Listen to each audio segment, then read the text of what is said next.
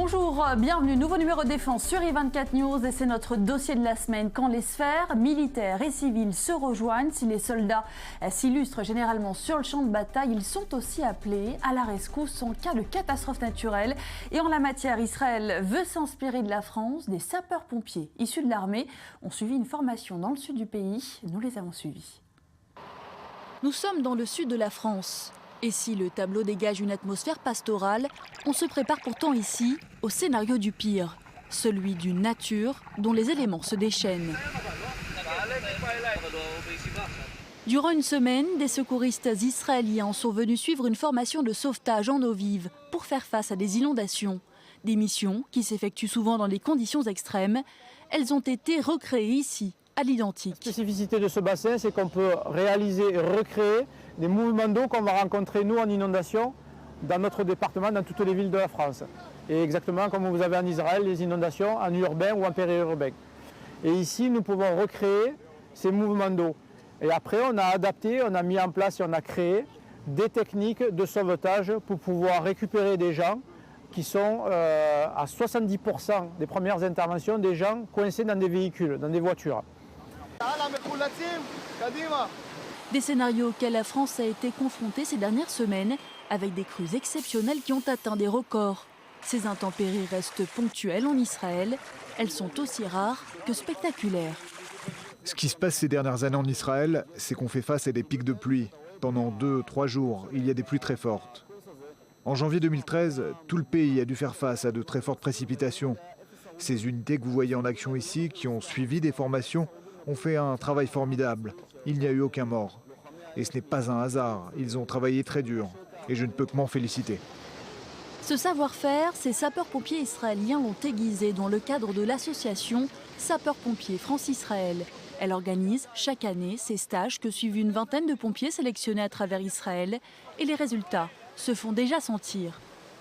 La première fois qu'on a suivi ce cours, on s'est retrouvé face à un hiver très rude. C'était le moment de vérité. On s'est retrouvé avec des gens qui étaient coincés dans le courant ou de l'autre côté de la rive. On a réussi à les sauver. Il y avait même parmi eux un enfant avec un handicap. Il ne coopérait pas avec nous. Il souffrait d'hypothermie. À la fin, on a tout de même réussi à le sauver. Et si ces missions procurent beaucoup de satisfaction, elles ne sont pas sans danger pour ces sapeurs-pompiers qui doivent avant tout apprendre à préserver leur propre vie pour pouvoir en sauver d'autres. Notre règle de base, c'est de ne pas rentrer dans l'eau. Dans le cadre de ces cours, on apprend à interpréter le courant, à déterminer quand est-ce que l'on peut traverser ou non, à adapter nos méthodes de secours en fonction du courant. C'est ce qui fait notre succès. Mais d'un autre côté, pas plus tard qu'il y a 2 jours, un pompier a été tué en Allemagne alors qu'il tentait de sauver quelqu'un d'une inondation. C'est un travail qui est dangereux. En principe, il faut effectuer l'opération de secours depuis la rive, mais si une vie est en danger, on se jette à l'eau et c'est notre dernière option. Au-delà des techniques, ce sont des liens forts qui se créent au cours de ces stages de formation, des liens déjà éprouvés ces dernières années, notamment en matière de lutte antiterroriste et de premiers secours. Et la croisée des chemins entre le civil et les militaires se trouve aussi dans ces objets, ces technologies que nous utilisons au quotidien, Internet, GPS ou encore les drones. Tous n'existeraient pas si les militaires ne les avaient pas initiés pour des raisons opérationnelles. Rencontre avec ces inventeurs du monde de la défense.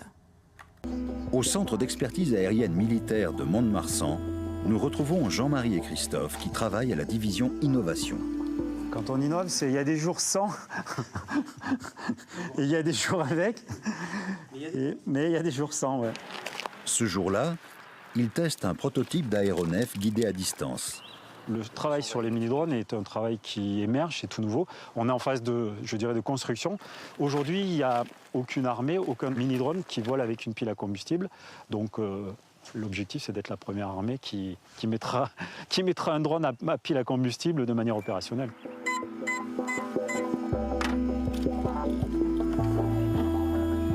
Utiliser une pile à combustible, c'est-à-dire à hydrogène, permettrait d'augmenter l'autonomie du mini-drone. Contrairement aux idées reçues, faire voler ce type d'aéronef en opération n'est pas optimal, du fait de sa durée de vol limitée. Il faut savoir que les mini-drones, leur temps de vol, c'est 20 à 30 minutes. Avec ça, on ne peut pas faire grand-chose. Donc nous, l'idée, c'est de travailler sur le temps de vol et d'offrir des autonomies qui soient de l'ordre de 2 heures, voire plus demain. C'est pour ça qu'on veut utiliser la technologie de la pile à combustible. La formation d'eau à partir de l'oxygène et de l'hydrogène produit de l'électricité. C'est sur ce principe que fonctionne la pile à combustible. Parvenir à l'intégrer sur un drone robuste permettrait de voler même par mauvais temps. L'avantage de le faire en interne, c'est que ça va très vite. Au lieu de parler à un industriel qui revienne par le biais d'un contrat, on a tout le contrat, enfin on a les ressources et c'est nous qui, avec nos méthodes, c'est beaucoup plus court. Ça permet de démontrer très rapidement que l'outil sera opérationnel ou pas. À terme, ce type de drone à pile à combustible pourrait contribuer à protéger les bases aériennes, équiper les forces spéciales ou encore avoir des applications dans le civil.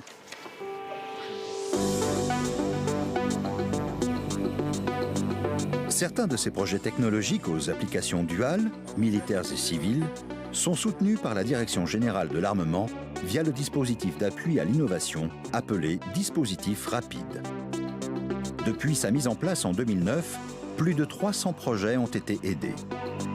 Ce qu'on souhaite, c'est que les entreprises qu'on met en avant ou les financements qu'on donne soient pérennes. Donc il faut qu'elles puissent avoir des marchés commerciaux. Du coup, on va retrouver des domaines pas forcément militaires, on va retrouver des biotechnologies, de la médecine, pourquoi pas. Autre domaine aidé, la conception écologique. La société normande Linéo, par exemple, utilise la fibre de lin pour produire des matériaux composites rigides mais légers, utiles pour le secteur aéronautique et automobile. En 2015, une soixantaine de projets au sein de petites et moyennes entreprises ont été subventionnés pour un total de 50 millions d'euros. La société RB3D, basée à Auxerre, est spécialisée dans la biomécanique et la robotique. Elle est soutenue depuis 8 ans pour le projet Hercule, un équipement pour jouer les Superman et soulever jusqu'à 100 kg sans effort. La première machine qu'on a fait, c'est une machine qui pèse plus de 56 kg, qui a un énorme tuyau rempli de fils électriques et pas capable de marcher sans ce gros câble, sans plusieurs kilos de batterie à côté, sans des valises d'ordinateur. Et maintenant, on arrive à des machines qui vont plus que 17 kg et qui sont totalement autonomes et qui travaillent pendant plus de 4 heures sans souci. On a divisé quelque part les masses par 4, alors que les capacités d'effort ont été multipliées par 3. Ce projet, quand on l'a monté au démarrage, clairement, on n'a trouvé personne dans la sphère bancaire privée pour financer un projet aussi en rupture, on va dire, par rapport à l'existant. Donc, en fait, seule la DGA a répondu à notre appel en acceptant en fait, la prise de risque sur une technique de ce type. Au total, les différentes étapes autour du projet depuis 2009 auront coûté plus de 7 millions d'euros. Une déclinaison du projet sera bientôt utilisée dans les entreprises du bâtiment et d'autres applications sont déjà envisagées. Demain, vous allez certainement déménager. Et j'espère que prochainement, vous pourrez louer un exosquelette RB3D de manière à vous aider et à ne pas casser le dos de vos amis qui viennent plutôt pour la crémaillère et non pas pour vous aider à peiner physiquement chez vous. Les technologies d'exosquelette, on les voit émerger dans le monde de la santé, notamment soutenir les mouvements en fait, des personnes âgées pour leur permettre de rester autonomes, de pouvoir monter les escaliers, d'aller faire leurs courses en ayant plus d'autonomie, mais cette fois-ci avec des exosquelettes tout miniaturisés qui se verront même pas, qui seront carrément sous le pantalon, quoi. Dans la région Grand Est, au sud de Mulhouse, l'Institut franco-allemand de Saint-Louis développe également des recherches intéressant à la fois la défense et la santé. Cette fois, en lien avec les technologies de l'invisible, les nanotechnologies. Pour donner un ordre d'échelle, le nanomètre est au mètre ce que le diamètre d'une cerise est au diamètre de la Terre. Ici, une nouvelle technique a été mise au point pour maîtriser la matière à l'échelle la plus fine. Denis Spitzer, chercheur renommé de la discipline, a conduit le projet avec son équipe. Les nanodiamants sont utilisables dans beaucoup de domaines. Alors nous travaillons en majeure partie avec des biologistes qui les utilisent pour le traitement ciblé de maladies dégénératives ou pour traiter des cellules de type cellules cancéreuses. En plus de ces applications pharmaceutiques et médicales, les nanomatériaux ont également des utilisations intéressant la défense dans le domaine de la pyrotechnie ou le durcissement des matériaux. Les acteurs de la recherche, ils sont multiples. Bien sûr, ce sont les grands groupes industriels qui vont fabriquer les avions de combat et les sous-marins. Mais dans les grands groupes industriels, l'innovation n'est pas toujours au cœur de leurs préoccupations. Et donc, aujourd'hui, l'innovation, que ce soit en France ou ailleurs dans le monde, elle se trouve plutôt dans les laboratoires et dans les PME, dans des structures plus agiles, où il y a un peu plus de matière grise consacrée à réfléchir à l'innovation. La technologie peut également servir à rendre visible l'invisible. Une autre équipe de chercheurs a créé un système capable d'apporter une aide à la détection d'objets suspects ou d'engins explosifs improvisés. C'est le projet Change Detection, un dispositif vidéo qui met en évidence les modifications apparues sur un trajet parcouru au préalable. Donc maintenant, on est en train de reparcourir un itinéraire qu'on a déjà parcouru, dont on a déjà un enregistrement précédent, et on va pouvoir mettre en avant les changements. Donc la plupart des choses ne bougent pas, on ne voit pas. Par contre, on commence à voir quelque chose qui bouge à cet endroit-là, un rocher qui est apparu, qui n'était pas là, parce qu'on voit apparaître ici, au niveau de la route, quelque chose qui a été enterré avec une petite saignée. Et le fait d'afficher l'historique en même temps, ça nous fournit vraiment une compréhension de la scène, avec une charge certainement enterrée et creusée à cet endroit-là, une saignée pour faire passer le fil et les déclencheurs, et la pierre là, c'est assez synonyme d'une amorce avec quelqu'un qui est posté pour essayer de s'aligner et voir où est sa charge, parce que lui, à l'œil nu, il ne sait plus forcément où c'est. Après avoir transféré sa technologie à l'industriel Thales, l'Institut Saint-Louis a commencé à étendre le dispositif à d'autres plateformes comme les drones terrestres ou aériens. Étape suivante, ouvrir le concept à des applications de sécurité civile. À 500 km de là, à quelques pas de la frontière italienne, sur le site de l'ONERA, le Centre français de recherche aérospatiale, les essais se font à une toute autre échelle. Et pour cause. Ici sont conçus les avions civils et militaires de demain. Un avion, lorsque vous le voyez voler pour la première fois, il faut savoir qu'il a eu une vie avant. C'est la vie de conception. Et une grande partie de cette vie de conception se déroule dans les souffleries. La soufflerie du centre de Modane-Avrieux est sans équivalent dans le monde par sa taille et sa puissance. Son circuit complet mesure 400 mètres de long, la taille d'un stade olympique. Les maquettes de l'avion de transport militaire A400M ou les avions commerciaux d'Airbus sont passés par là, mais aussi des rotors d'hélicoptères, des missiles et même des voiliers.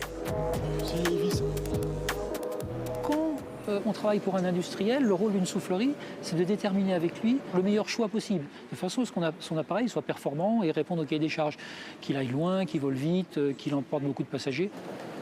Dans le cas des avions militaires, des études sont également menées sur le couplage entre l'avion et son armement, comme ici avec le Rafale. Les essais militaires, je pense, souvent ont amené à ce qu'on réfléchisse à nos techniques d'essai, à la fois sur les techniques et sur l'instrumentation, parce que leurs avions volent dans des conditions très particulières, vous voyez, très instables, alors que les avions civils ne sont pas censés voler dans ces conditions-là.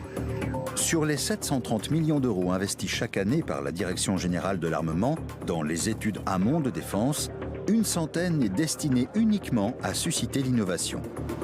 De quoi continuer à maintenir en bonne place les futures exportations et valoriser le secteur de la recherche et du développement français et européen.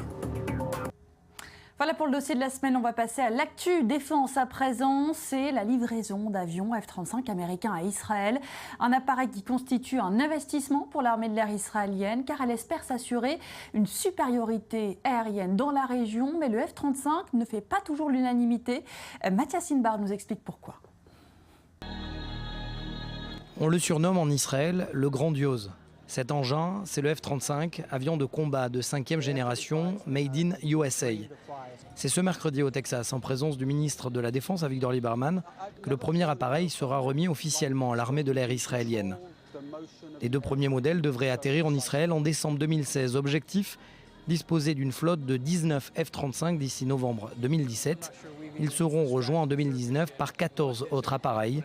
Coût de la transaction, quelques 4,7 milliards de dollars. Capable de décoller et d'atterrir à la verticale, tel un hélicoptère, le F-35 est surtout l'un des avions de combat les plus furtifs au monde, ce qui le rend presque invisible pour les radars. Très discret, il est également équipé de capteurs d'information ultra modernes. Il dispose surtout d'une capacité d'armement supérieure à celle de ses principaux concurrents. Mais le F-35 reste controversé. 33 modèles ont été achetés au lieu des 75 initialement prévus par l'armée israélienne. Le F-35 a certes des avantages, mais il a aussi de très gros inconvénients. C'est la raison pour laquelle Israël a bien fait de limiter le nombre d'acquisitions dans un premier temps. Selon ses données techniques, il n'est capable de ne parcourir que 1000 km sans ravitaillement, loin, très loin des 2300 km qui séparent Israël de l'Iran. Gouffre financier ou pari technologique et sécuritaire mesuré, 17 avions supplémentaires devraient être achetés par Israël dans les 5 prochaines années. Et c'est la fin de cette émission. Merci à vous de l'avoir suivi. Je vous retrouve dès la semaine prochaine pour un nouveau numéro de Défense. En attendant, on va se quitter avec ces images de la brigade d'innovation de Tsahal. Dans un instant, la suite de l'info sur E24.